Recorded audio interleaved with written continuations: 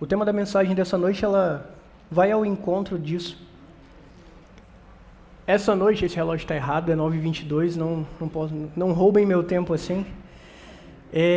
Conversando com o pastor, a gente quer fazer o culto de quinta-feira um pouco mais dinâmico.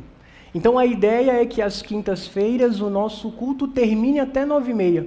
Eu sei que a maioria das pessoas aqui não moram próximas à igreja e acabaram um pouco mais cedo para a gente dar continuidade. A sexta-feira, que é um dia às vezes tão cansativo e muita gente não está em home office, vai trabalhar presencial como eu.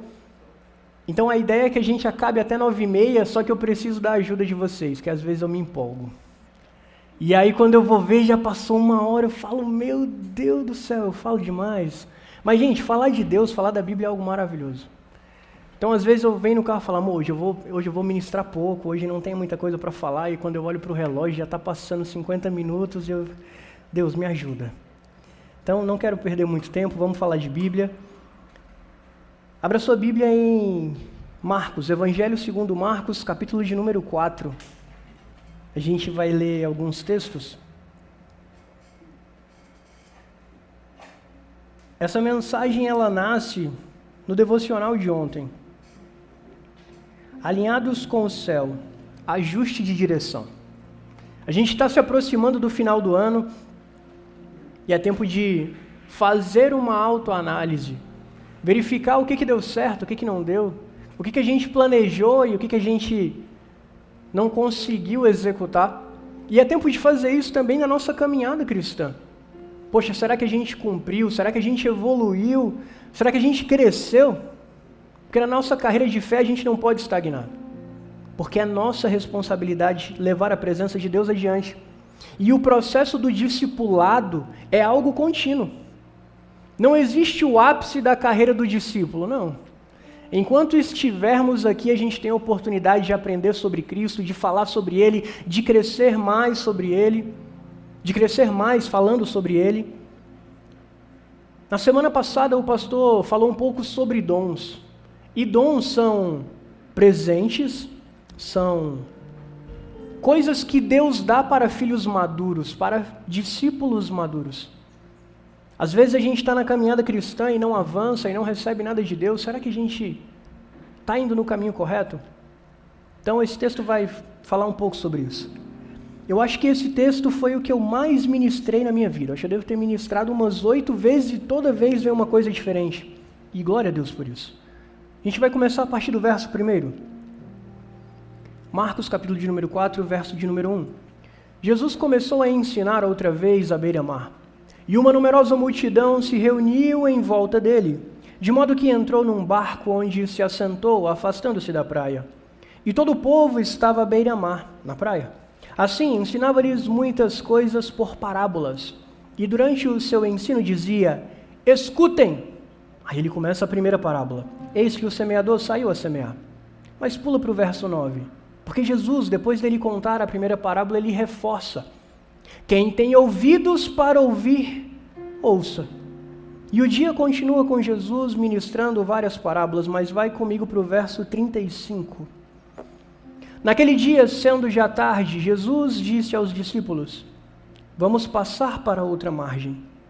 E eles, despedindo a multidão, levaram assim como estava no barco, e outros barcos o seguiam. Deixe sua Bíblia aberta, curve sua cabeça. Pai, nós estamos diante da Tua presença, nós viemos à Tua casa para Te servir, para Te adorar, para render graças ao Teu santo nome. E como é bom, Senhor, estar onde a Tua presença está. Obrigado, Senhor, por essa noite maravilhosa, essa noite profética, essa adoração que nós entoamos a Ti, que nos revigora, que nos faz sentir a Tua presença no meio de nós, Espírito Santo. Agora, Pai, nós queremos ouvir a Tua palavra. Fala conosco. Fala conosco, Pai, de maneira peculiar. Traz, Senhor, a aplicação que só o Senhor pode trazer individualmente ao nosso coração. Jesus, esse texto, de alguma forma, ele cita a parábola do semeador, que fala tanto sobre o coração. Nos ajuda a ter um coração que agrada ao Senhor. Um coração que é uma terra fértil para receber a Tua palavra. Porque nós cremos, Pai, que a semente não voltará vazia, ela frutificará no tempo correto. Em nome de Jesus. Você pode dizer amém? Meus irmãos, esse capítulo de número 4 é um dos capítulos mais ricos do ministério de Jesus. Jesus ele passa o dia todo ensinando, contando parábolas, e isso é extraordinário. Porque Jesus, aonde ele estava, ele atraía multidões e ele começava simplesmente a ensinar.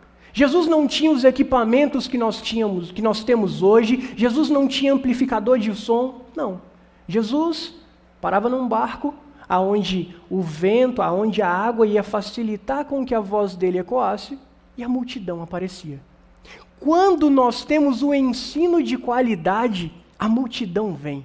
Quando nós estamos num lugar onde a palavra de Deus é semeada, as pessoas automaticamente vêm. Por quê? Porque o que atrai é a palavra de Deus. A gente pode ter, irmãos, a gente não é contra isso, luz, fumaça, isso tudo é extraordinário, mas o que faz com que as pessoas venham e permaneçam é a presença e a palavra de Deus. E eu louvo a Deus porque nós temos um pastor, irmãos, que fala e ensina como poucos. E talvez a gente tenha que pegar isso e olhar que talvez o dom de mestre é um dos dons que mais faltam à nossa geração, Gustavo. Aquela pessoa que vai levar a palavra de uma forma onde o coração está endurecido. E uma das analogias que eles falam do mestre, quando eles vão falar dos 5 dons na palma da mão, eles colocam o mestre no dedo mindinho, porque ele é capaz de tirar aquele comichão do ouvido onde parecia que a palavra de Deus não penetrava mais. Como nós precisamos de mestres na nossa geração. Aonde estão aqueles que se esmeram na palavra? Aonde estão aqueles que vão levar a chama da presença de Deus adiante através da palavra de Deus? Porque é a palavra que salva, é a palavra que liberta, que transforma vidas, que nos apresenta Jesus e nos leva até o céu. Precisamos nos tornar mestres da palavra. Só que esse texto ele é tão interessante, porque enquanto Jesus está ministrando, a Bíblia vai dizer que havia uma multidão que o ouvia. Só que entenda, quando Jesus está ministrando, todos são multidão. Os discípulos não estão no barco com Jesus. A partir do momento que Jesus está ensinando, os discípulos estão junto com os demais. Eles estão ali ouvindo, eles estão ali aprendendo, eles estão servindo. Quando Jesus ministra, nos olhos carnais é como se ele visse uma multidão, mas em olhos espirituais ele procura discípulos. E a gente precisa enxergar e entender qual é a forma que nós reagimos à palavra de Deus. Estamos findando mais um ano. Quantas ministrações nós não recebemos aqui? Quantas anotações nós não fizemos? Quantas palavras proféticas e orações direcionadas e respostas a anseios e necessidades que nós tínhamos? Deus nos respondeu. Mas o que nós estamos fazendo com tudo isso quando estamos aqui? Eu e você fazemos parte dessa multidão. Nós fazemos parte da multidão quando estamos aqui ouvindo a palavra. Só que o verdadeiro discipulado não acontece quando estamos aqui, ele acontece quando a gente vai para fora, quando a gente vai para casa. E enquanto eu preparava essa mensagem, eu falei, Deus, eu queria estar sentado ouvindo hoje. Porque, irmãos, tem horas que a palavra ela vem ao nosso encontro e tem horas que ela vem de encontro. Vem e você fala, meu Deus, como eu preciso mudar algumas coisas. E os últimos dias eu refleti bastante sobre condutas, sobre situações aonde parecia que eu não estava correspondendo à expectativa de Deus. E a gente precisa entender, há uma expectativa do céu sobre a nossa vida. Nós não estamos aqui à toa. Nós não viemos à Terra para viver 80, 90 anos e está tudo bem. Não, há uma expectativa de Deus em nós. E a gente tem que fazer uma separação. Porque tem hora que a gente vai no meio da multidão. Não, hoje eu vou, não quero que ninguém me veja. Não, eu vou no culto, mas antes de acabar eu vou embora, porque eu não quero contato, não. E a gente traça alguns paralelos. A multidão, quando acaba, ela permanece ali. Quando acaba a ministração, quando acaba o dia, existe um momento onde Jesus chama os seus discípulos para seguir. A multidão, ela vai para casa. E até aí tudo bem. A multidão está na areia, os discípulos também, mas quando acaba, os discípulos vão para o mar. A multidão, o máximo que ela chega é molhar os pés onde a onda vem, mas os discípulos precisam ir adiante com Cristo. E a gente canta, quem mandou largar a rede, quem mandou você parar, e a gente fala, cara, isso é mole, é fácil, mas na vida real a gente vê que não é. E a gente vai falar um pouco sobre isso essa noite. Quando o dia termina, todos vão embora. menos um grupo. E é justamente a esse grupo que Jesus faz um convite. Vamos para outra margem. Mas Jesus, a gente já passou o dia todo aqui. Eu vou para onde? Não, Senhor, deixa eu voltar para minha casa. Senhor, está todo mundo aqui cansado, deixa eu ir embora. Senhor, deixa eu seguir minha vida, depois eu volto, hoje é quinta, no domingo eu estou de volta. Não, Jesus, hoje é domingo, então na próxima quinta, não, na sexta eu estou de volta, não, no GC, terça-feira eu estou lá. Só que Deus nos faz convites que nos tiram da nossa zona de conforto. E é isso que eu quero falar um pouco essa noite. Quando a gente vai ler o capítulo de número 4, Jesus ele vai falar basicamente sobre 4 parábolas aqui. E parábola nada mais é do que uma história, uma analogia contada para que o povo pudesse entender. Jesus ele era muito didático, ele contava histórias de forma que as pessoas entendessem por analogia, por coisas parecidas. Se Jesus estivesse no nosso tempo, talvez ele não usasse uma lamparina, ele não falaria sobre ovelhas, ele falaria sobre outra coisa. Mas ele precisava ensinar de uma forma que as pessoas entendessem e absorvessem sobre o reino de Deus. O que Jesus mais ensinava era sobre o reino de Deus, e a gente precisa entender que essa é a prioridade. Quando Gênesis 1:1 vai dizer que criou Deus os céus e a terra, primeiro ele cria o céu, porque a prioridade de Deus é o reino. Por isso que Jesus vai dizer, aquilo que nós ligarmos no céu, a gente liga na terra. A gente precisa entender que a prioridade de Deus é o reino. E nós, a partir do momento que somos salvos, que cremos em Jesus, que nos entregamos a Ele, nós fazemos parte do reino de Deus. Há uma expectativa de Deus para que nós trabalhemos para o seu reino. Há uma expectativa de Jesus que nós nos encontremos com Ele na eternidade para que nós sejamos recompensados por aquilo que nós fizemos na terra pelo seu reino. Jesus ele ensinava uma linguagem da vida real. Todas essas parábolas, a parábola do semeador, a parábola da candeia, da semente, do grão de mostarda, elas vão falar um pouco sobre a vida do cristão. Elas vão falar sobre o reino. Jesus em todas vai dizer que a gente precisa ouvir com atenção, vai mostrar que Deus dá o crescimento, mas uma coisa me chama a atenção. A primeira parábola que Jesus ensina, que é a parábola do semeador, a gente conhece 4 sementes que são lançadas pelo caminho. E somente uma cai em um coração que é fértil. E isso precisa trazer em nós um espírito de temor. Porque a responsabilidade de cuidar do nosso coração é individual. A responsabilidade de cuidar do coração que receberá a palavra e cuidar da semente que foi semeada é nossa. E Deus dá sementes para filhos. Recentemente eu fui plantar com a Irinha o primeiro pé de feijão. Coloquei o feijãozinho no algodão, falei, filha, agora a gente vai deixar ele no copinho, na vasilhinha, e vai deixar separado. Não, papai, eu não quero.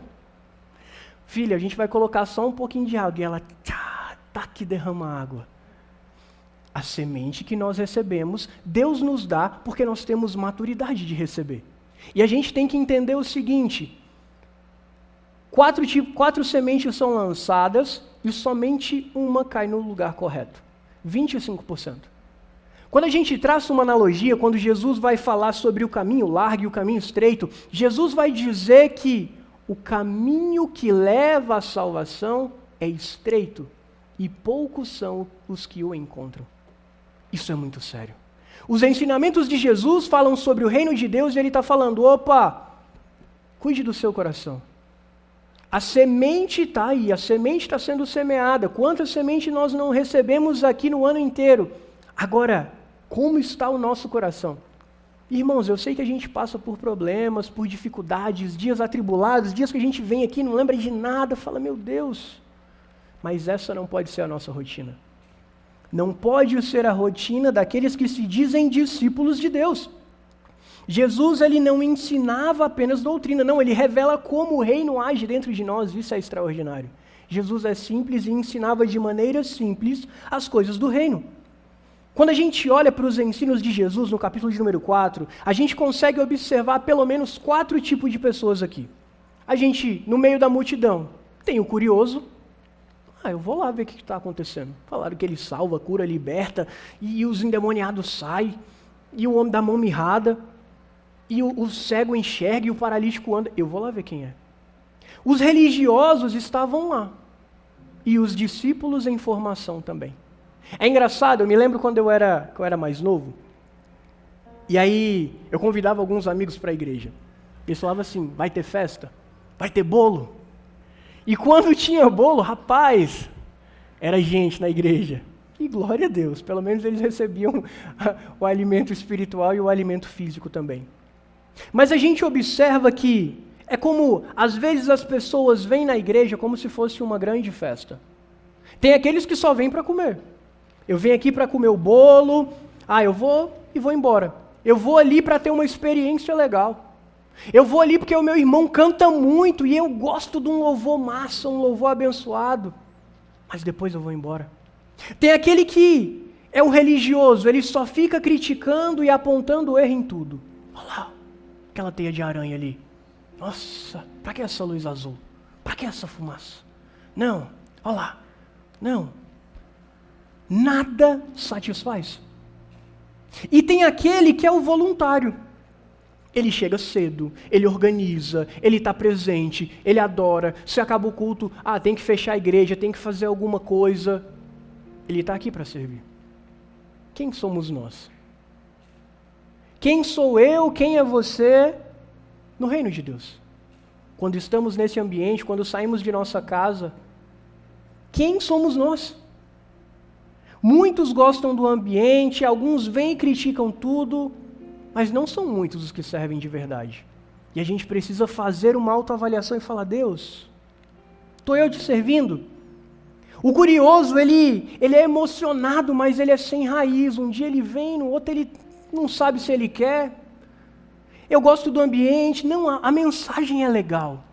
O pastor prega de um jeito suave, sereno. E realmente, irmãos, o pastor tem um jeito, estava conversando com a Ingrid essa semana. Inclusive, eu abri um parênteses, vou fechar, o pastor está em gabinete ali, por isso que ele não está presente no culto. No decorrer do ano, eu tive muitas conversas com o pastor, conversas desafiadoras. Falei, pastor, eu quero crescer, eu preciso me desenvolver. E eu precisei aprender e escutar algumas coisas, outras que talvez eu não gostaria tanto. E aí teve um dia que foi conversar eu e o pastor e a Ingrid, e a gente levou uns arroxos. E aí a Ingrid falou assim, nossa amor, o pastor é tão educado que a gente apanhou e nem sabia que estava apanhando. Mas é verdade. Cara, é tão elegante que a gente foi ali exortado na palavra e aprendemos e seguimos. Então tem aquele que vem porque está entusiasmado. Irmãos, estar entusiasmado é bom, mas o entusiasmo precisa prosseguir.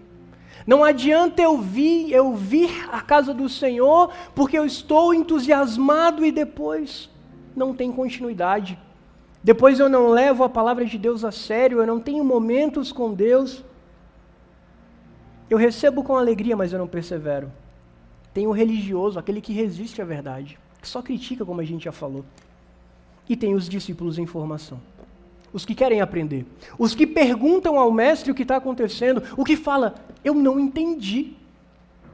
Eu não entendi essa palavra. É o que vai além, é o que diz, pastor, o senhor falou que ia mandar no grupo o estudo da quinta-feira passada e o senhor não mandou. Eu quero mais, eu quero ter acesso, eu quero aprender, eu quero continuar crescendo. Pastor, eu não entendi isso daqui. Ou que conversa com o irmão, Bruno, cara, estou estudando finanças à luz da Bíblia, eu não entendi isso aqui, me ajuda. Juninho, cara, estou passando uma dificuldade aqui com um homem, com meu filho e tal. A gente avança. Nós não podemos seguir um evangelho de uma forma ou entrar um outro ano de 2026 sem fazer uma autoanálise e observar aonde nós estamos deixando de lado aquilo que Deus tem apontado para nós. Quando a multidão vai embora, e agora a gente volta aqui para o texto, o discipulado começa. Ao final do dia a multidão volta para casa, mas Jesus olha para os discípulos e fala, vamos atravessar? É de noite. Está cansado. Eu quero voltar para casa e assistir minha série. Eu quero descansar. Senhor, e quantas vezes eu já não falei, Senhor, acabei de ir para a igreja, o Senhor está me chamando para orar. Deus, eu estava na tua casa. Senhor, eu acabei de ministrar a palavra, como é que o Senhor está me chamando para ir para casa, orar e ter tempo contigo? O Senhor não viu o que eu estava fazendo, não? O Senhor não viu que hoje, quinta-feira, eu estava na tua casa ministrando a tua palavra, o Senhor ainda quer mais de mim? E Jesus está falando, quero. É aí que a gente é confrontado pelo discipulado e o chamado de Cristo. Deus está chamando, vamos atravessar para onde eu vou te levar para o seu propósito? Só que a gente fala, não, tá bom. Eu já fiz o que eu tinha que fazer. Só que quando Jesus chama os discípulos, ele está falando, eu preciso que vocês tenham a mentalidade que eu tenho. Eu preciso que vocês se transformem em homens que vão marcar esta geração. Eu preciso que vocês levem a semente do Evangelho adiante. É para isso que ele nos chama. A travessia de um lado para o outro é a pedagogia de Jesus. É ele querendo ensinar os discípulos. E esse discipulado, ele inicia quando o culto termina. O discipulado não acontece enquanto nós estamos aqui. Não, ele acontece quando acaba o culto e nós vamos seguir a nossa vida. É ali que começa a vida real. É ali onde o meu seguir a Cristo não vai ser apenas ouvir, vai ser viver. É ali onde a coisa muda. É na outra margem que a gente vai alcançar e vai ser transformado. Sabe uma coisa que é extraordinária? Os discípulos viram vários milagres de Jesus fazendo publicamente. Jesus vinha o filho doente. Vinha o endemoniado. Vinha o cego. E Jesus curava. Mas quando o milagre era para um dos discípulos, normalmente ele acontecia no secreto. A sogra de Pedro é curada, não é no meio da multidão. Pedro anda no meio das águas, não é no meio da multidão. Quando, aqui nesse texto mais adiante, quando Jesus acalma a tempestade, não é no meio da multidão. Às vezes a resposta que nós como os discípulos estamos procurando não vai estar aqui, vai estar no nosso lugar secreto. A transformação que a gente quer viver no nosso lar, eu vou para a igreja, eu busco e não acontece nada. Leve essa presença, esse ambiente, continue dentro da sua casa.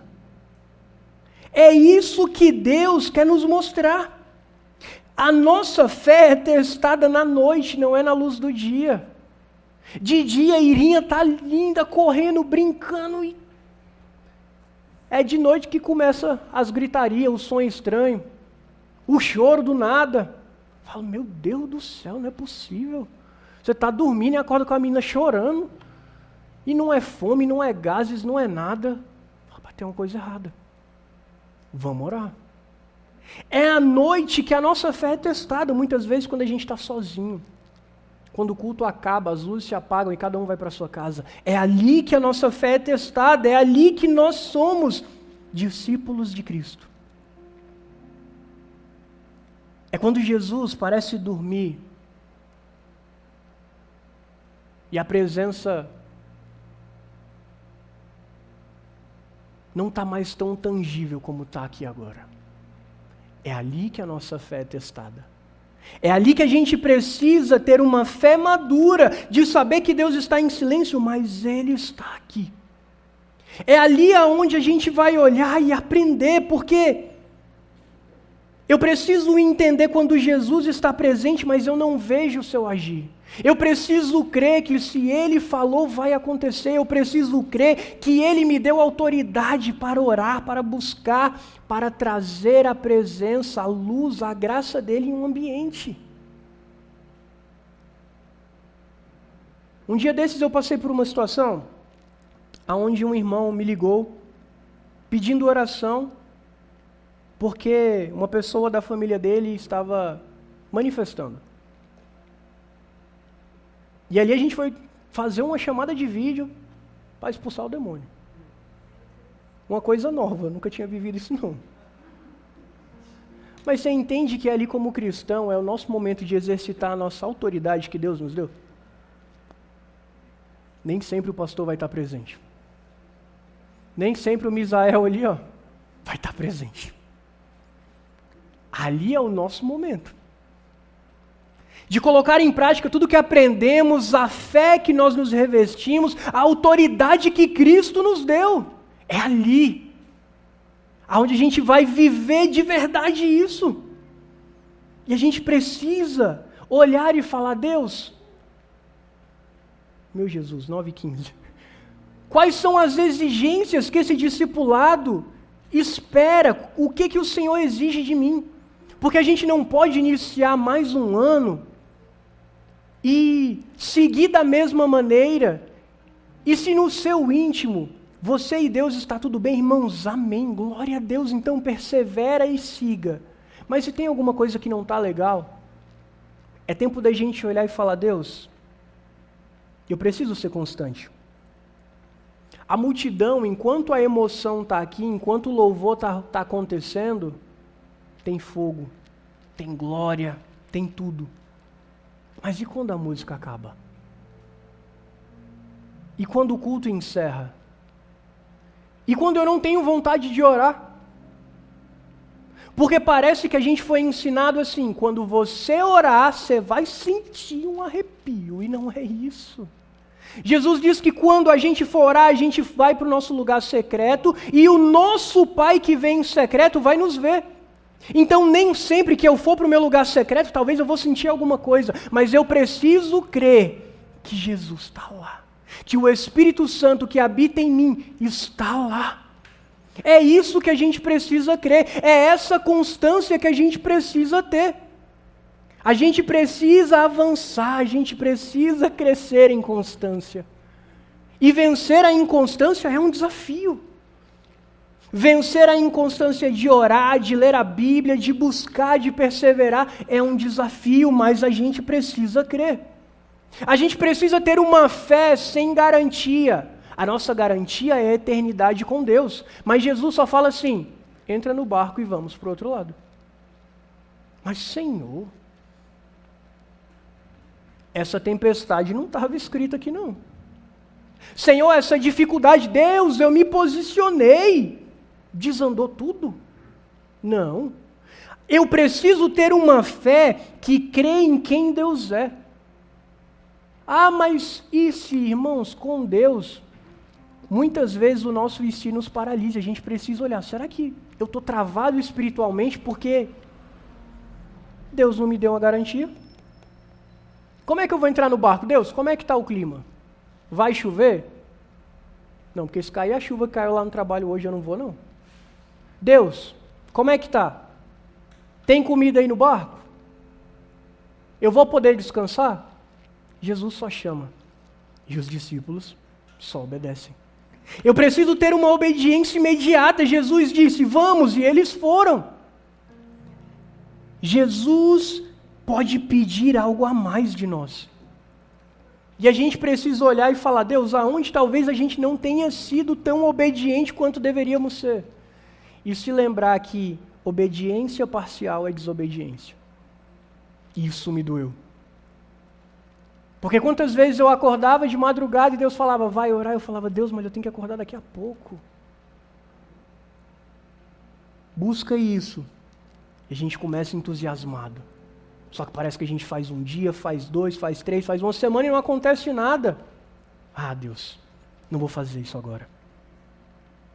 Eu preciso entender que a intimidade que Deus tem para mim é acima da popularidade.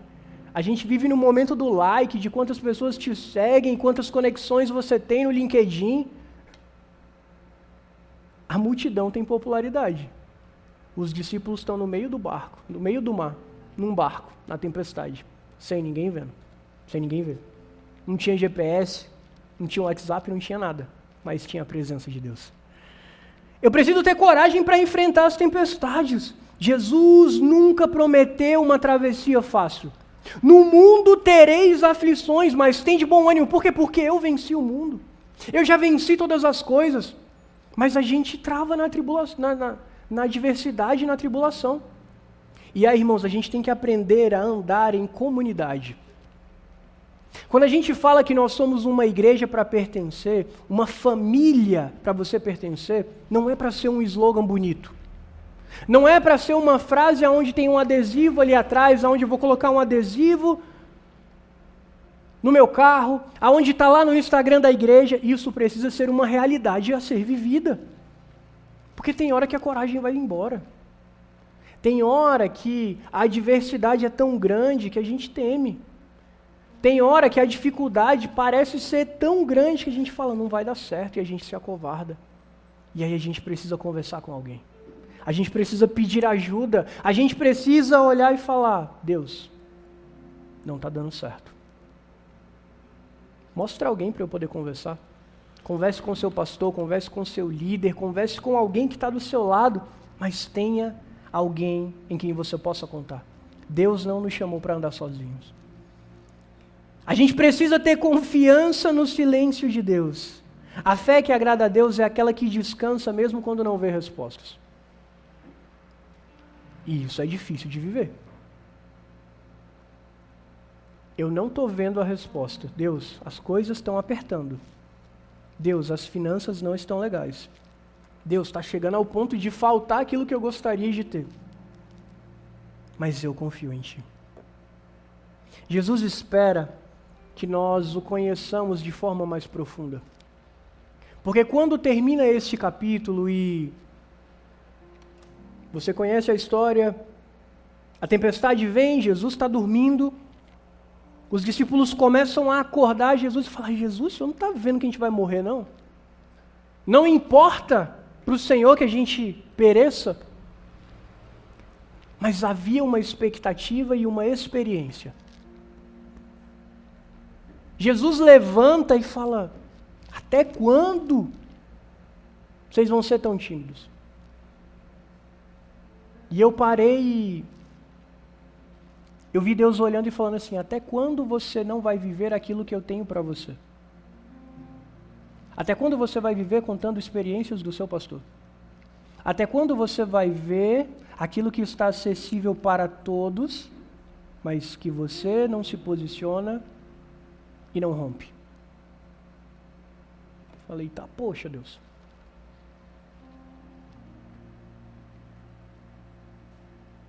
Quando termina esse momento, os discípulos já viam Jesus curando, fazendo tudo. Mas Jesus dá uma ordem à natureza: vento, aquieta-te. Mar, se acalme. Há uma experiência, há uma expectativa de que nós vivamos o sobrenatural. É isso que Deus tem para nós. Deus tem um chamado para que a gente deixe de viver como uma multidão que vem ao culto e está tudo bem, mas que não avança. Há uma expectativa que Deus está nos chamando para atravessar para o outro lado, mas Ele apenas faz o convite, Ele não te obriga a entrar no barco. E sabe o que é o mais triste? Olhar e saber que muitas vezes o barco segue e a gente não entra. Experiências que deveríamos ter, conhecer a Deus de forma mais profunda, a gente deixa de ter isso porque decidimos, por livre e espontânea vontade, não entrar no barco.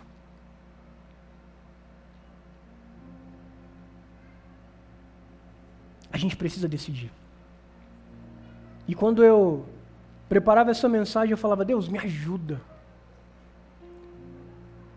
Porque eu não estou aqui numa posição onde está tudo perfeito.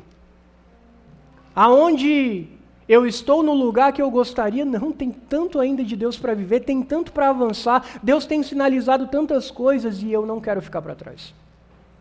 E não é por status, não é para mostrar e me aparecer, não. É porque não tem nada mais prazeroso do que conhecer a Jesus.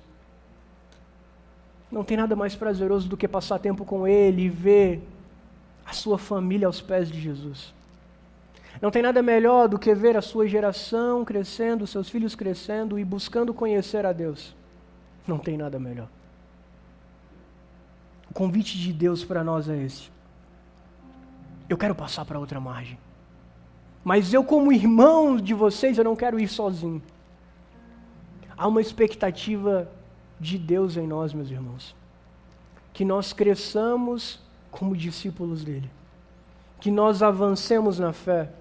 Que nós vivamos intensamente os dons. Quantos dons Deus já prometeu para essa casa? E eu quero que nós alcancemos isso. Eu quero que a gente profetize, que venha palavra de conhecimento, palavra de sabedoria, dom de maravilha, de cura, irmãos. Está acessível para nós. Mas a gente precisa entrar no barco e seguir para outra margem. Se coloque de pé, para a gente encerrar dentro do tempo. A travessia, irmãos, ela pode ser difícil. Ela pode ser assustadora. Mas a gente precisa ter a certeza que Jesus está conosco. Quem nós estamos sendo? Um curioso? Um religioso que critica e reclama de tudo? Ou um discípulo em formação? Faça essa autoanálise. Eu sei que hoje foi uma palavra de pouco glória. Mas era o que Deus tinha para nós.